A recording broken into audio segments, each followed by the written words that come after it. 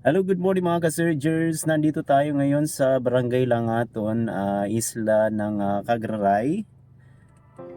Sasamahan ko kayo ngayon na pasyalan itong kalsada dito sa isla.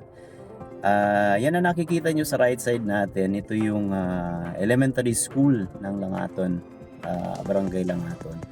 So pupuntahan natin, ayun, hanggang dun sa dulo. Ayan, makita man lang natin yung ginagawang kalsada dito, no? Kung kayo yung mga taga-isla, taga-Langaton, or kahit saan mang lugar dito sa isla ng Cagraray, at least makita ninyo, hindi man kayo nakauwi ngayong bakasyon. Ayan, so at least makita man lamang ninyo itong ating lugar dito sa isla. Ayan, so tara guys,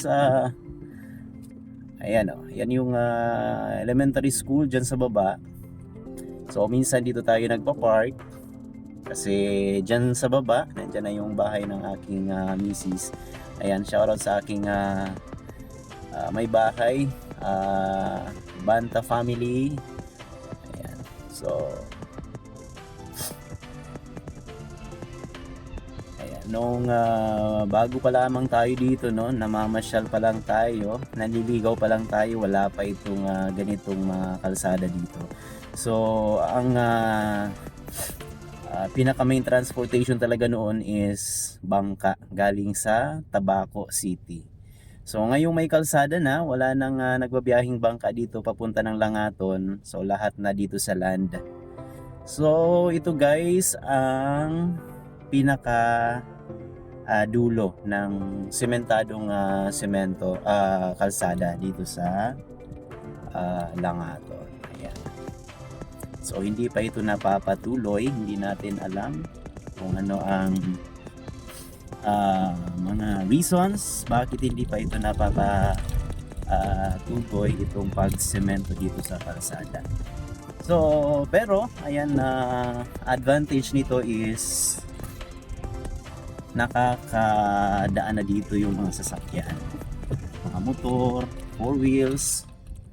Ayan, hindi nga lang siya pa-simentado, pero okay na din kasi kesa naman maglalakad ka pa papunta doon sa mga connected barangays dito sa isla. So ngayon ay medyo napadali na dahil dito sa pakalsada nito. So napakalawak, pag nasimento ito ay napakaganda. So dati ay wala pa talaga ito, nakita ko pa itong lugar na ito, bundok. Pero ngayon, ayan. So yan na natatanaw ninyo, yan ang iglesia ng INC. So bali ako guys ay nakapangasawa lang dito. So kaya hindi ko pa masyado talagang kabisado yung mga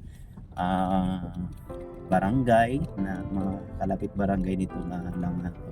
Basta ang alam ko dyan, San Pablo, Kabasan. So hindi pa natin alam kung saan talaga tinutumbok nitong kalsada, kung papunta ba ito ng ang dinig ko ay San Pablo siguro or Kabasan, hindi natin alam. So try natin na puntahan kung kayanin.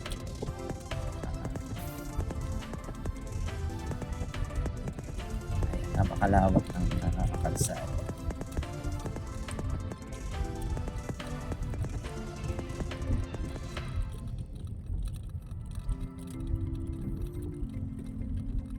So naalala ko dati dito sa part na yan sa left side is dyan kami umiigib ng tubig. Ayan, mayroon dyan na maliit na pathway. Minomotor lang namin. Ayan, so dyan dito sa baba ng kalsada dito kasi ito ay medyo elevated. Pinataas nila kasi ito ay patalim dito pa.